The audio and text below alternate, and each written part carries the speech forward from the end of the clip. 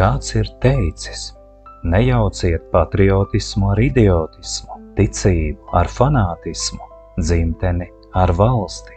Pie tā piebildīšu, lai tas notiktu, viens no pirmajiem priekšnoteikumiem ir izslēgta zombiju kaste, lai tie, kas aizdzērušies tajā, varētu atkopties un reiz spētu atkal domāt ar savu galvu un nekad vairs nevienam nenotirgotu savas tiesības uz patstāvīgu domāšanu un brīvu izvēli.